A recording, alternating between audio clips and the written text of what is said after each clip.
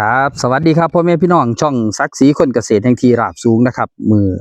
พอศักดิ์ศรีได้ไปลงสีเนาะปีที่แล้วนะครับเห็นเพิ่นเฮ็ดข้าวเหนียวได้งดงามนะครับไร่หนึงเกินตันว่าซั่นครับพี่น้องเพิ่นเฮ็ดข้าวอีหยังแน่เนาะครับพี่น้องครับมื้อนี้เฮาสิมาเบิ่งเพื่อให้เห็นเป็นที่ประจักษ์แล้วก็สอบถามถึงวิธีการเฮ็ดของเพิ่นสายพันธุ์ที่เฮ็ดการใส่ปอกใส่ปุ๋ยลักษณะที่พี่น้องสามารถเอาไปปฏิบัติได้นะครับ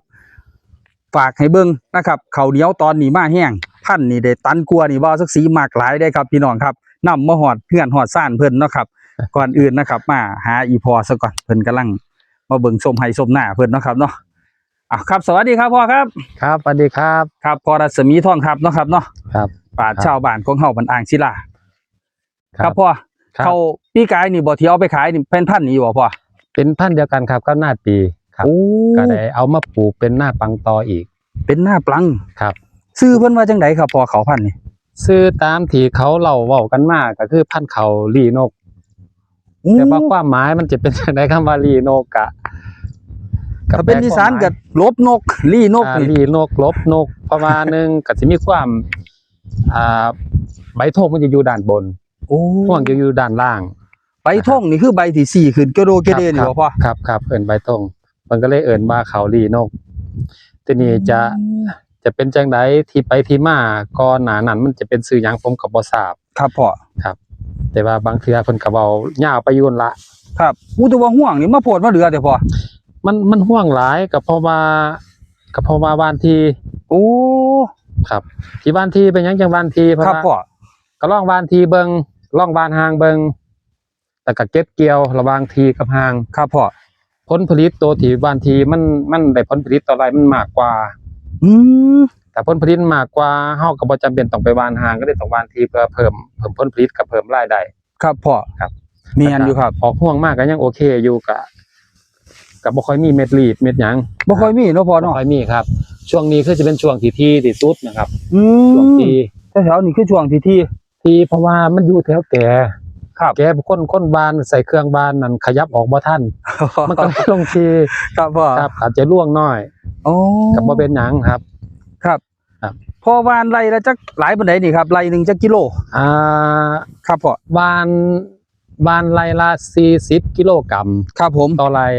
40กิโลกรัมนี่ก็หมายถึงว่าเป็นข้าวแห้งครับที่บ่ทันได้คัดเอาเขารีบออกครับนะครับแล้วมาชั่งกิโลเบิ่งหน้าแปลงนี่มัน3ไร่ผมก็ใส่40กิโลกรัมต่อไร่40กิโลกรัมต่อไร่120กิโลกรัม120กิโลกรัมของเขาแห้งเขาปลูกเขาเปลือกเท่านั้นครับพ่อก็จังมาแช่น้ำแล้วก็ซาวเขารีบออกก็จังมาวานกับมาเพาะแล้วก็มาวานแบบระบบน้ำต้มครับเกิดมาเท่าไรกับประมาณนั้นครับแล้วผลผลิตเคยวัดบ่ครับว่ามันได้จักกิโลต่อไร่ผลผลิตนะครับถ้าก็สิแยกเป็น2ส่วนคือถ้าเป็นหน้าปีที่อยู่ที่1,000 กับ70กิโลกรัมต่อไร่นี่คือฤดูหน้าปีครับผมตันกับอีก70กิโลต่อไร่ดิโถถ้าเป็นหน้าปังนี่ถ้าโดยสายตาตามที่เบิ่งนี่คือ 1,200 กิโลกรัมต่อไร่นี่มีแล้วครับนี่มีแล้วแน่นอนมีแล้วครับพอห่วงนี่แน่นอีดีเนาะครับเนาะจริงๆอาจจะมีข้อสงสัยมีข้อคำถามตรงที่ว่าอะไรนึงนี่มันโมเมนต์ไรกว่าบ่อะไร1,200ครับจริงๆ1ไร่นี่ก็จะมี 1,600 ตารางเมตรครับพ่อถ้า40เมตรคูณ40เมตรนี่คือ 1,600 ตารางเมตรนี่คือ1ไร่ครับผมวัดอยู่2วิธี1วิธีโดยการใส่เส้นเสือกวัดครับเส้นตารางเมตรวัดนะครับแล้วก็เอามาบวกคูณหารกันออกมาเป็นจำนวนไร่อีกตัวนึงผมจับผมโหลดแอปลิงก์มาแล้วก็วัด2อย่างมันตรงกันก็คือโอเคว่าแม่นแท้แล้วนะครับตัวนี้ก็คือจำนวนไร่นะครับตัวนี้ทั้งเบิดมันจักไร่คือซั่นพ่อแปลงให้นี่นะครับให้นี่มัน3ไร่ให้นี่3ไร่ครับหน้ามัน2ไร่ใส่ข้าวดีนกอีกให้นึงน่ะจะเป็นเขาพันธุ์ซึ่งจะปรับปรุงอยู่ทุกปีจะมีการตัดพันธุ์ปนอยู่ทุกปีแปลงนั้นให้นั้นจะเอาไว้เป็นพันธุ์เพื่อปรับระดับของพันธุ์เขาปีนกให้มันเพิ่มขึ้นมาเรื่อยๆมันมาแต่ไสเนาะพ่อเคยยินมาดนอะไรครับดีนกก็เคยได้ยินอยู่เป็นเรื่องเล่าเนาะครับเนาะก็ยังเชื่อว่าท่านใดหรอกครับผมเพราะว่ามีเพื่อนลงไปทั้งประเทศเพื่อนบ้าน ครับ ครับเพิ่นไปพ่อเพิ่นว่าเขาอีหยังคนทั้งเพื่อนบ้านเพิ่นบอกว่ามีเขาตัวหนึงที่เขาพัฒนาพันธุ์เพิ่นอ้างเนาะครับเนาะก็อาจสิถือเป็นหลักฐานยังพันใดเพิ่นว่ามีทั้งนักวิจัยทั้งต่างชาติผู้เพิ่นละ USA เพิ่นละ USA โอ้ USA ครับผม มาพัฒนาสายพันธุ์ข้าวเหนียวให้กับประเทศที่ยังด้อยพัฒนา ครับ แล้วเพิ่นก็ได้ใส่ชื่อนี้ว่าเขา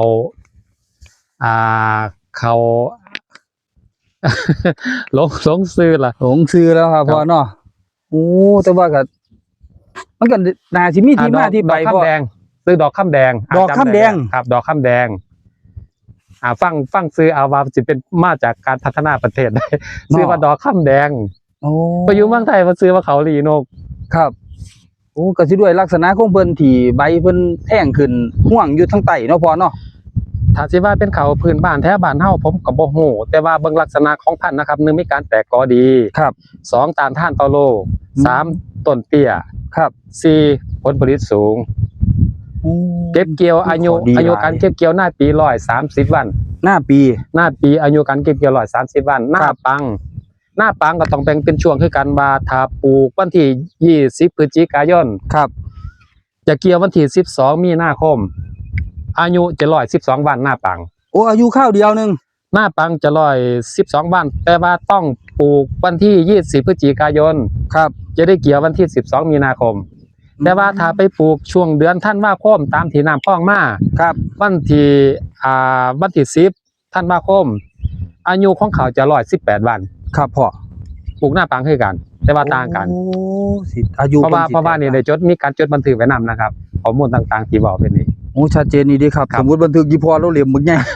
ครับ มี ครับ เบิดทุกอย่างฮอดการ ครับ ราคามันเตี้ยดีบ่พ่อขออนุญาตลงข้างๆให้ผม โอ้ เบิ่งนี่นะ ผมสู ผ ง มคืออยากได้แท้เขาแนวนี่ บังคับ พ่อสูงเท่าไหร่ครับน่ะ 172ครับ 172 ก็ โอ้ย วัดเบิ่งก็สิ บ่ถึงเมตร บ่ถึงเม็ดดีถ้าเม็ดจะอยู่ระดับนี้นะครับ ครับ จะบ่ถึงเม็ด โอ้เขาต้นเตี้ย แข็งแรง ต้นเตี้ยเฮาจะบ้านที่ได้ ครับพ่อ ถ้าต้นสูงเฮาต้องบ้านห่าง โอ้ มีอีกอย่างหนึงก็คือ ถ้าต้นสูง ครับพ่อ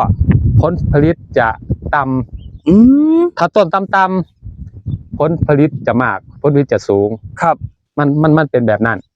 เพราะว่าถ้าต้นสูงมันก็บังแดดบังแสงบังลมถ้าต้นเตี้ยบ่บังลมบ่บังแดดมันก็สามารถปรับปรุงอาหารได้ สะดวกง่ายดีขึ้น โอ้ครับพ่ออุ้ยน่าสนใจเด้อเด้อยู่หันมันมีแต่ลม ถ้า หมู่ ลม เจอพายุก็ลมเบิดเด้นี่เนาะ ถ้าล่มนี่ปุ๊บผลผลิตนี่จะหายไปประมาณ30ถึง 40% ครับพ่อ ถ้าเขาล่มนะครับ โอ้แต่ว่านี่1,200 ตันนี่เอ้ย200 กิโล 200กิโลครับ มีแน่นอนนั่นล่ะ มี นี่ ครับเพราะว่าโดยประสบการณ์เบิ่งแล้วมีแล้วครับ ครั เพ บ ราะว่ายิ่งปีนี้อากาศหนาวยิ่งเฮ็ดให้เขานี่มีความสมบูรณ์ขึ้น โอ้เม็ดตึงบ่ครับพ่ออากาศหนาวๆเนี่ยนี่ ครับเน้นว่าจะตึงดี โอ้มันสิตึงดี ตัวนี้ประมาณ6ไร่นะครับ ทั้งเบิด2แปลง ครับ นี่ 2แปลง6ไร่บ่เคยรุด7ตันจักเทื่อครับ บ่เคยโอ้โห 6ไร่ ครับพี่น้องครับบ่เคยรู้7 ตันจักเทื่อสุดยอดดีๆนะครับ เป็นชื่อเสียงเป็นปราชญ์ชาวบ้านของตำบลอ่างศิลาเฮานะครับที่เพิ่นขนาดลงสีเองเพิ่นก็ยังแนะนำเนาะแนะนำบอกว่าให้มาเบิ่งเขาของพอรัศมีเด้อเพิ่นเฮ็ดเขาเพื่อการขายอีดีเฮ็ดเป็นอาชีพดีๆครับพี่น้องครับเฮ็ดแนวนี้ได้เงินอู้นี่มาเห็นคักๆเนาะหม่องนี้เนาะพ่อเนาะ ครับมันก็ อุ้ย ร่วงน้อยอยู่ แต่ว่ามันก็หลายร่วง หลายแห่ง ครับ ล่วงน้อยแต่ว่าหลายล่วงแล้วก็บ่ล่ม กับบ่ล่มครับ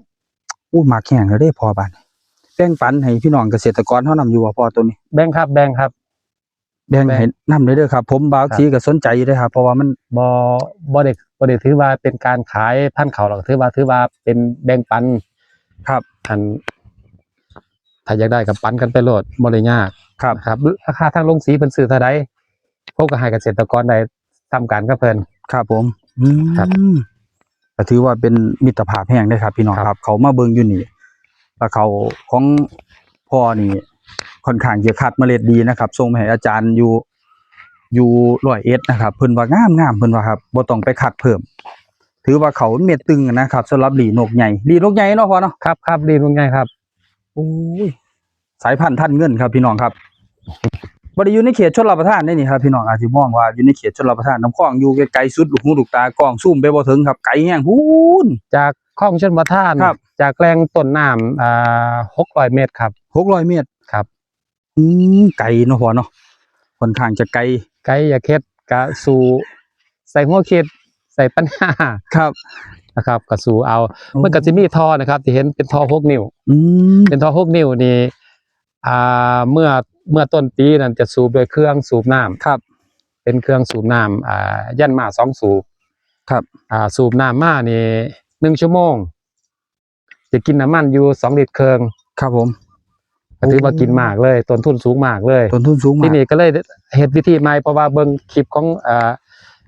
ไอ้ศักดิ์ศรีคนที่รับสูงนะครับเห็นที่ว่าเห็นเสาสูงๆนะครับ ครับผม ผมเลยมาดัดแปลง